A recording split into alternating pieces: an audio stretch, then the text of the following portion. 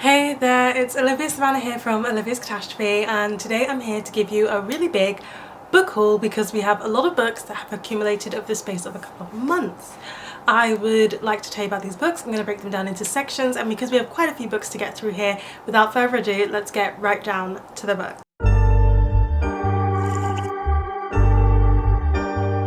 So the first stack I'm going to talk about here are some secondhand editions that I found in Oxfam. I'm a big secondhand shopper and I have a very big soft spot for finding classics collections that I just can't refuse when I'm in a secondhand shop. So I got this stunning collection here of classics, and they're all the same edition. They're all in really good shape. None of the pages are molding or that sort of thing, which sometimes you can fall liable to when you're getting secondhand books. And as soon as I saw them all together beautifully, I knew I wanted to get them. I got 6 of them, and there were actually more of them, but I only wanted to get classics that I actually think I'm going to read as well. As much as I love a gorgeous collection, I do want to be reading the books that I own and have on my shelves. So yes, I got these 6 and they are just so stunning.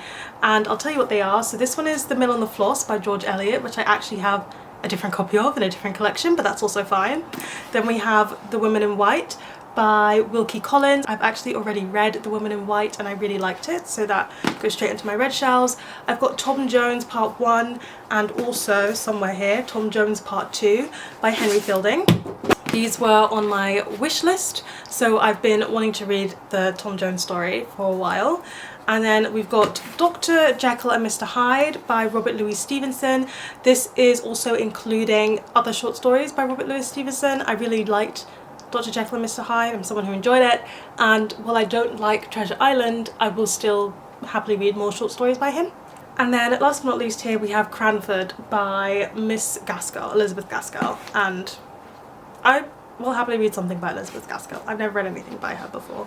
So those are the classics editions that I hauled in, and I also saw an edition of Invisible Man by Ralph Ellis, and I thought I should get it because this was also on my wish list. It's just a black classic that I've heard a lot of things about from a lot of different people, and so I want to try it myself too. So this collection of books spans through Christmas, and over Christmas I had a gift card. I had a £90 gift card, I believe, and I spent it all in the Waterstones Boxing Day sales. I made it stretch because they have very good sales, so you can get hardbacks for over half price sometimes, and I also look through clearance, and that's my biggest hack, is to also look through clearance because there are some books in there that are very, very cheap, like £2 to £3, and they are some of the ones that were also on my wish list. So in the clearance section I picked up a copy of Empress and Aniya by Candice Carty-Williams. This is Carty-Williams' young adult novella. It's quite short. I really love People Person, I really love Queenie, and so I'm excited to just keep reading more by this author, and this would be the last book of hers that I have not read. So looking forward to doing that. Then we also have from the clearance section Frying Plantain by Zalika, Reid-Benta, and this is a short story collection of interconnected short stories that have to do with Jamaican heritage, and it's been on my wish list ever since I saw this one in the works back in the day, and I saw the title and I just thought, oh, that's interesting, read the synopsis and put it on my wish list. So being able to find that in the clearance was really, really nice. I, from the sale section, got a copy of The Ministry of Time by Kaliane Bradley. From what I understand, this one has something to do with time travel, and I really like books on time travel. It's something I really enjoy, and this seems to fulfill that crossover space between literary fiction and sci-fi. So I've heard so many good things about this book. I've been seeing it absolutely everywhere, and when I saw it was in the sales, I finally picked up a copy for myself. I'm really looking forward to trying this one. And similarly, because of the hype, I also picked up a copy of Blood over Brighthaven by M.L. Wang. This is, from what I understand, a dark academia fantasy book. I've mostly seen people raving about it over on Bookstagram, which means I don't always get a synopsis of the book because people are usually just sharing their reviews and their thoughts and opinions with the caption space. But I decided to give it a go once I saw it in the sales and because I had a gift card. So these are 2 books that I'm curious about because of the hype, and we'll see how I find them. I also picked up some sequels in that sale. Now this is so cheeky of me because I do have a rule where I'm not supposed to buy sequels if I haven't read the first book in the series, but every single Waterstones sale I buy the next one, and I bought the last one in the trilogy by Saara El-Arifi that finishes with the ending fire. I haven't read the first book still. It's breaking all of my rules, and I just have done it for this author that I've never tried before. So we'll see what I think about this one when I get to it. And then more realistically, I also picked up sequels of the Skandar books. So I picked up Skandar and the Chaos Trials and Skandar and the Skeleton Curse by A.F. Steadman.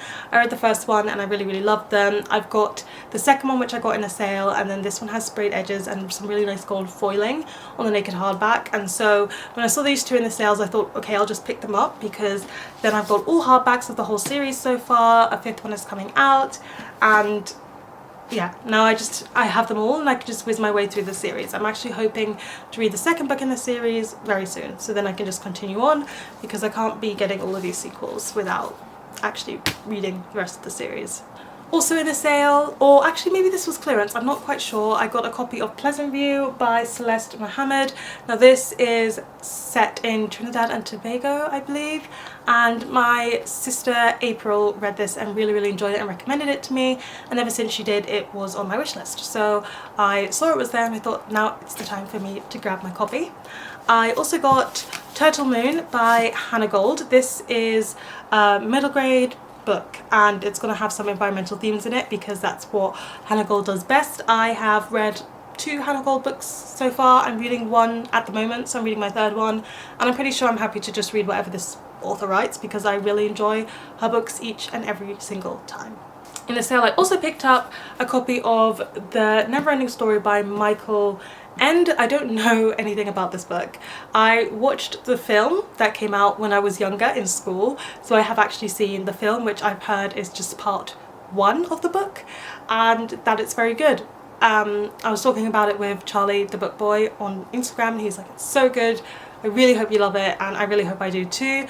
This is in the Puffin cloth bound collections, and I've been thinking about these collections for a very long time, because I already collect the Penguin Classics hardbacks and paperbacks. So I was like, do I want to collect another type of classics collection? And the answer is yes. I thought about it for like over a year, and now I still want to do it, so I'm gonna do it. And this one was in the sale, so I thought where better to start than with a book that's in a sale. And then the last book I got with my gift card in the Waterstone sale is the Christmasaurus in the Night Before Christmas by Tom Fletcher, illustrated by Shane DeVries, and this is the second in the Christmasaurus picture book series. I absolutely love the Christmasaurus series. I've read all of the middle grade ones, and I read the first picture book one and loved it, and so I'm looking forward to reading the second picture book one. I will be saving this for December, and I already know that I'm going to love it. And then we have a couple of books that I got as presents for Christmas. Thank you to everyone who got me books for Christmas, including my family, who constantly complain about how many books I have and still get me books for Christmas. I appreciate you.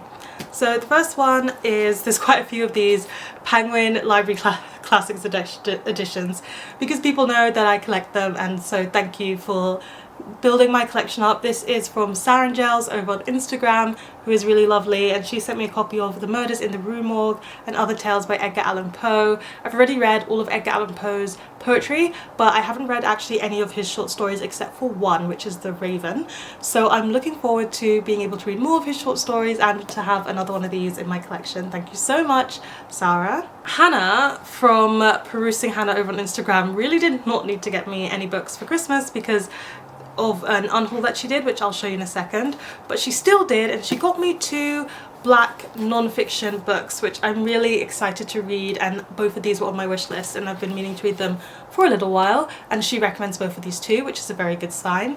The first one is Just Mercy by Bryan Stevenson, and this is a story of justice and redemption. I think it has to do with the law system over in the US, and people have said it's really insightful, so I'm looking forward to learning a bit about that system from this one. And then we've got Finding Me by Viola Davis, which is Viola Davis's memoir, and I think Viola Davis is fantastic, and so ever since she's published her memoir, I'm very curious to hear from her herself, and so I think this is one that I'm really excited to read, and I hopefully will get to in 2025.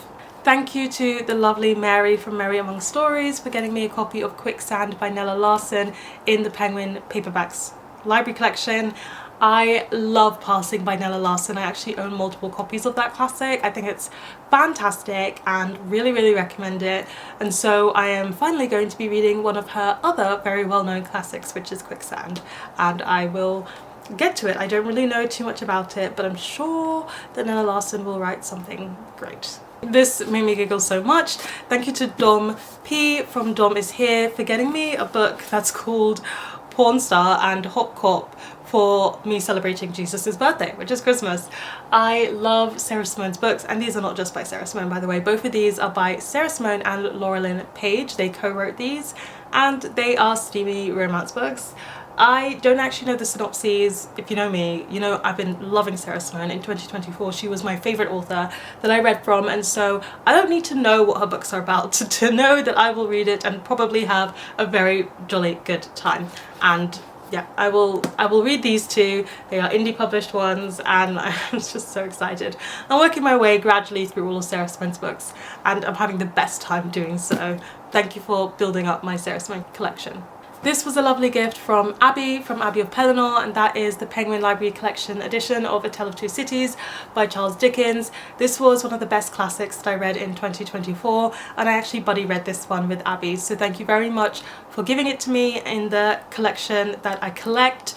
I'm very happy to be able to add it to my shelves, and I love this book so very much. The ending was everything to me. I did a book swap with April, my sister, for New Year's, and I gave her Master of Gin by P. Djeli Clark because she's really been enjoying Afrofuturism and reading her way through P. Djeli Clark's books, and she gave me The Future by Naomi Alderman, and I just don't really feel drawn to Naomi Alderman's books. Don't worry, April knows this.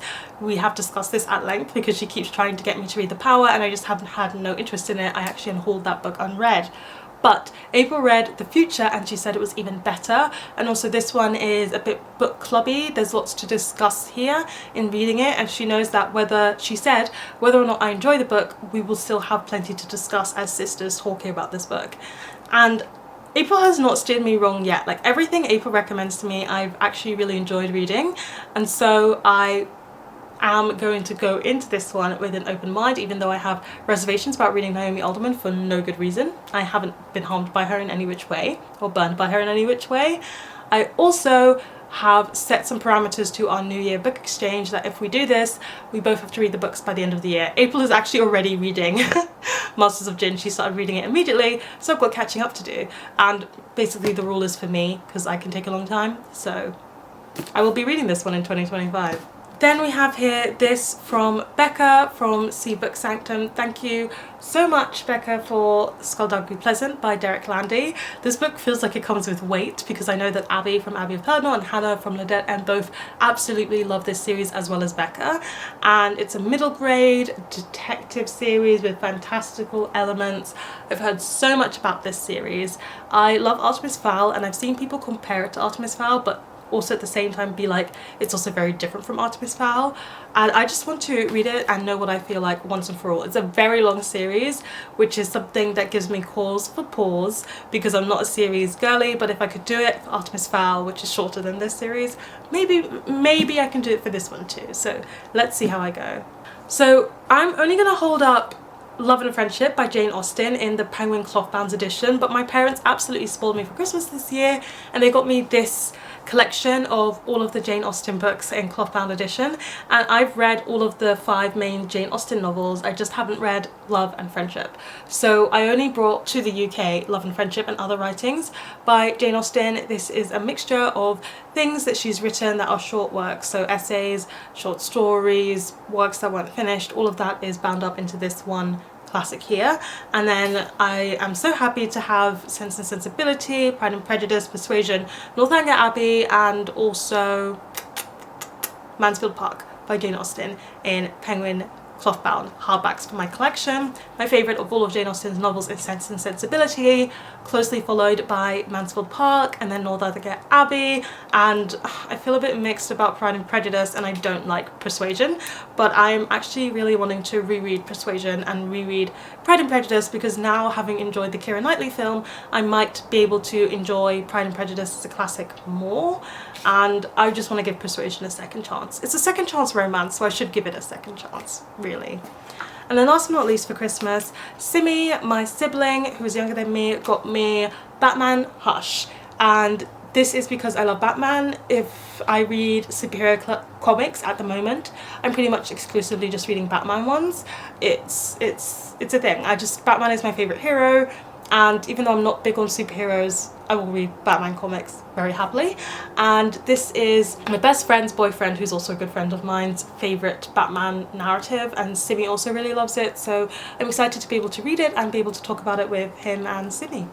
And so then we get to a massive pile of books that Hannah from Perusing Hannah was unhauling and sent me in December, which is why I said she didn't need to get me a Christmas present, but she is just the absolute kindest human possible and friend, and thank you so much, Hannah, for sending these books my way, because a lot of them are ones I'm very excited to read.